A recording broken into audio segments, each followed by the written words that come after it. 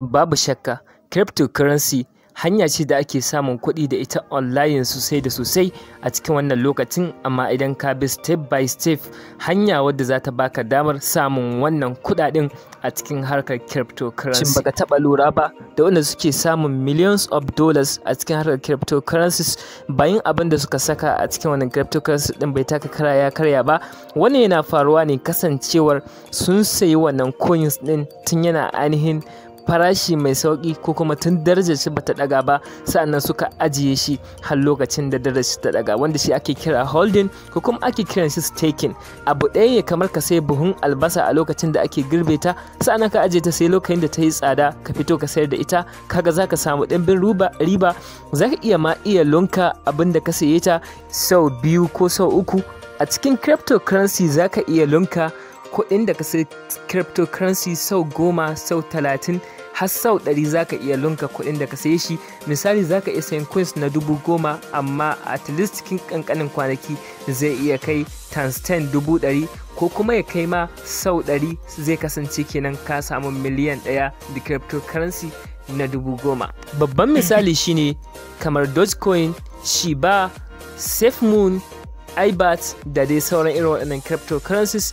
Idan ka duba Shiba ya ba mutane kuɗi sosai a lokacin da aka sai shi, farashin shi yana ƙasa, amma a lokacin da ya ɗaga mutane sun ta sayin motoci da wannan Shiba, kasancewar me sun sai shi a farashi na ƙasa lokacin da ake yin pre-sale, sa'annan sun ajiye shi har kuɗin shi suka ƙara, suka sayar da shi suka samu kuɗi over and over again. Kamar Dogecoin idan ka duba tun yana 0.0, akwai lokacin da ke 0.7 USDT. Haka SafeMoon za ka ga yana kasancewa a farashin shi na farko ya kasance 0.0000, amma a farashi idan ya ƙara a kai lokaci za ka ga wani ya kai $1, wani za ka ga kamar Bitcoin za ka ga ya kai kusan $40,000 guda ɗaya, wanda shi ma ta hakan ya fara, wanda a yanzu haka idan kana da Bitcoin guda ɗaya kai ba ƙaramin mai kuɗi ba ne, domin kana da miliyoyi waɗanda za ka yi amfani da su ka gudanar da rayuwarka. Sai dai kowane coins kamin ka sai shi kai holding ɗin shi ko kai staking ɗin shi, akwai features da kake dubawa wanda wannan coins ɗin shin zai kai abin da kake tunani ko kuma coins ne wanda ba shi da balu, wanda ba zai kai gaci ba. Saboda haka akwai matakan da ake bi. Saboda haka a cikin wannan bidiyon zan na maka step by step process na ainihin wani sabon coins da ya kamata ka yi amfani da shi idan kana so ka saya, ka yi holding ko ka yi staking, ka yi investment wanda za ka samu millions of dollars ta wannan coins ɗin a nan gaba. Dalili kuwa shine a yanzu idan ka ce za ka yi investing a cikin Dogecoin ko SafeMoon ko kuma iBat, duka waɗannan coins ne waɗanda an riga an yi launching ɗinsu, saboda haka su farashin su ya riga ya ɗaga, saɓanin wannan wanda a yanzu farashin shi yake a ƙasa. Idan ka siye shi a yanzu, so nan gaba farashin shi idan ya ɗaga zai kasance kana samun kuɗi da wannan ainihin coins da ka siya, kamar yadda zan na maka step by step a cikin wannan bidiyo. Hanyoyi guda 3 ne ake mallakar wani token a cikinsu.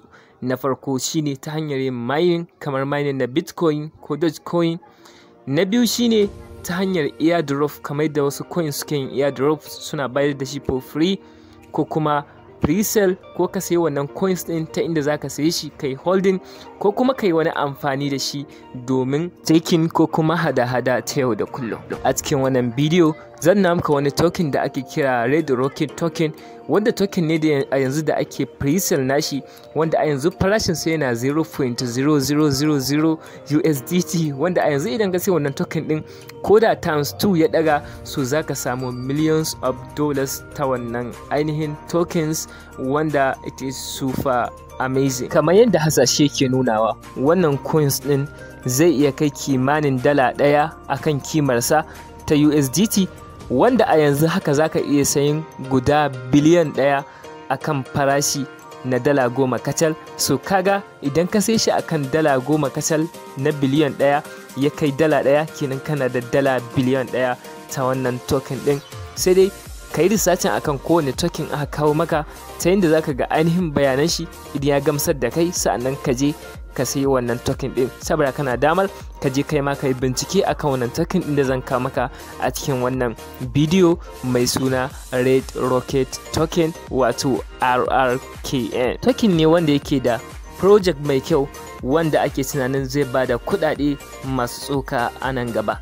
Kamun shiga a cikin bayani gab da gab, idan wannan shine farkon zuwanka a wannan channel, kada ka manta ka kasa ka danna mana alamar subscribe, ka danna mana wannan bidiyon alamar like, kai share zuwa ga 'yan uwa da abokan arziki. Saboda haka link din da zaka shiga a cikin wannan website na RRKT kai tsaye zaka danna shi a description na wannan bidiyon. Kana danna wannan link kai tsaye zai dauke ka zuwa ainihin website ta RRKT token, ta inda zaka ga bayanan su kamar haka. A cikin wannan bidiyon zan na maka hanyoyin da ake yin investing, wato tunda zaka sayi wannan token din kai staking din shi a cikin wannan website, ta inda idan ya ƙara kuɗi nan gaba za mu sayar da shi mu samu riba sosai. So idan ka duba wannan bayanai ne akan wannan website din, gashi nan kamar haka. So zaka duba shi, abin da zaka yi shine za ka koma a can sama bayan ka kammala duba dukan bayanan da kake so ka gani.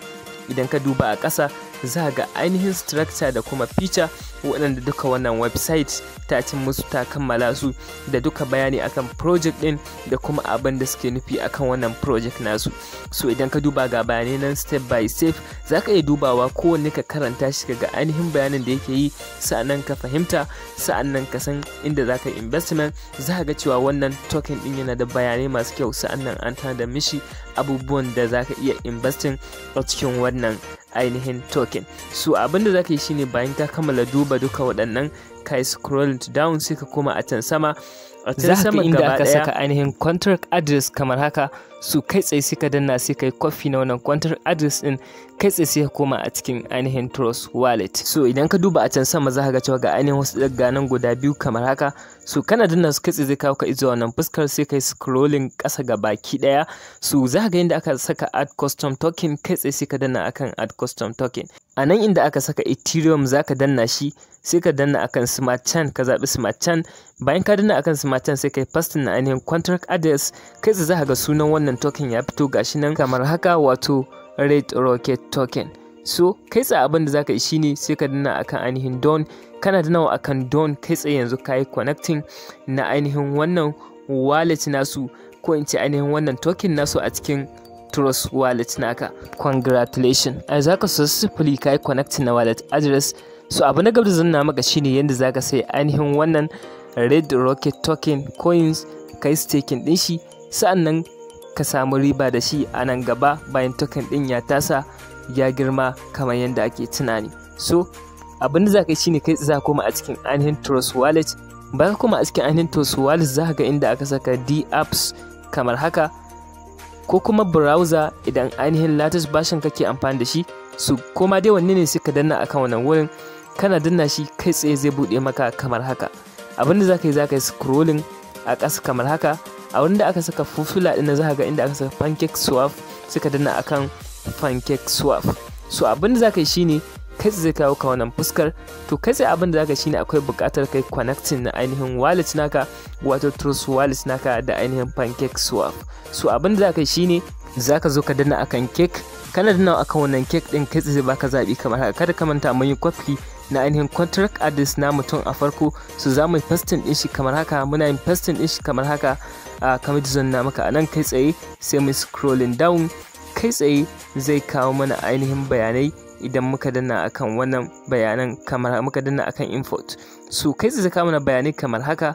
So abinda za mu kai sai mu danna akan I understand. Bayan mun danna sai mu danna akan import. Muna danna akan import, kai za a ce ana buƙatar mai connecting na wallet address, ko kuma mai connecting na ainihin trust wallet namu, ko kuma wani ainihin wallet da muke amfani da shi. So sai mu zo mu danna akan connect. Amfanin connecting da za ka yi da wallet ɗinka a cikin pancake swap shine zai bada damar pancake swap su samu damar cire kuɗi a lokacin da zaka sayi ainihin wannan token da kake buƙatar ka saya na RRKT token. So kai tsaye sai kai connecting na wallet naka, ta inda kai za su baka damar ka sayi wannan token din domin kai staking na wannan token din. So bayan ka danna akan connect, fuskar zai kawo maka ita ce wannan. Saboda haka ka tabbatar kana da BNB, wato smart chain na BNB, wanda da shi ne za ka yi amfani domin swapping a cikin wannan pancake swap, ta inda za ka samu wannan coins din. Saboda ka tabbatar kana da ainihin BNB wato smart chain wanda za ka yi amfani da shi. So kai tsaye yanzu zan na maka demonstration yadda zan sai token din. So idan ka duba anan gashin za ga cewa a can sama akwai BNB, anan ƙasa kuma gashi ainihin wannan token din da za mai swapping din shi. So kai tsaye zan saka amount din da nake so in saya kamar haka. Bayan na kammala saka amount za ga ainihin adadin BNB din za su jawo su smart chain kamar haka. Sai yanzu in danna akan ainihin confirm swap. So ina dannawa akan confirm swap zai confirm na wannan swapping. Idan ka duba sai in sake dannawa kamar haka. So kai za ga cewa transaction submitted, sai ka danna akan close.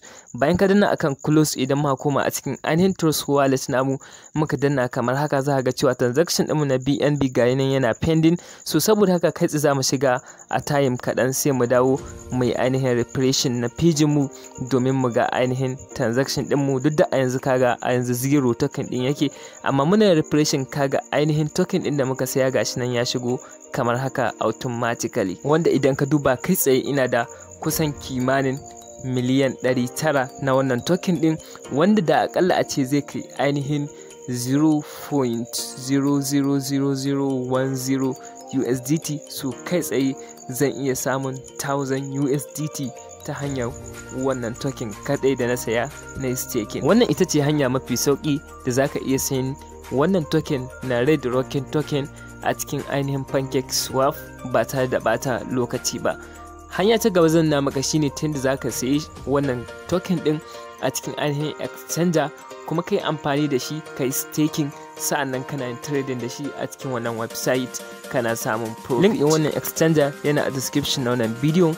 Kana danna shi kai zai dauke ka zuwa wannan exchanger, wanda amfanin wannan exchanger shine zaka iya sayan ainihin wannan Red Rocket token ba tare da kai amfani da BNB ba, wato su mace kai amfani da wani ainihin cryptocurrency da kake da shi. To kana da wannan link kai tsaye kai zuwa exchanges kamar haka. Kai tsaye bayan kawo wannan fuskar sai ka yi register a cikin wannan website din. Bayan ka kama register kai tsaye za ga ainihin market din yin take tafiya kamar haka. Idan ka duba za ga history ne na trading da ake yi akan wannan ainihin token da nake magana akan shi. So idan ka duba duka bayanai ne akan wannan. So kai tsaye idan kana so kai trading kai ma akan wannan website din sai ka kai scroll a can sama ba tare da bata lokaci ba kamar haka, sai ka danna akan ainihin trade. So kana dannawa akan trade kamar haka za ka yana maka ainihin buy da kuma sell. So idan ka duba akan buy ta ne za ka iya sayin ainihin wannan token din kai staking din shi a cikin wannan website, kana trading din shi, kana samun profit, kana ainihin samun kuɗi da shi. Saboda ka tabbatar kana da ainihin balance a cikin wannan exchanger, ka yi register sannan ka yi deposit na ainihin token din da ke so kai amfani da shi. So kai tsaye za ka zo ka saka ainihin amount na yawan ainihin wannan Red Rocket token da kake so ka siya. So za ka saka adadi, misali gashi zan saka kamar haka, na saka biliyon 1. Amma idan ka duba kwata-kwata abin da zai ja shine USDT guda 10, wanda is very super cheap. So kana sayin wannan zaka yi staking, ma'ana kana yin trading a lokacin da ka samu profit a cikin wannan Red Rocket token, kai tsaye kana samun kuɗi da shi, kana yin withdrawing.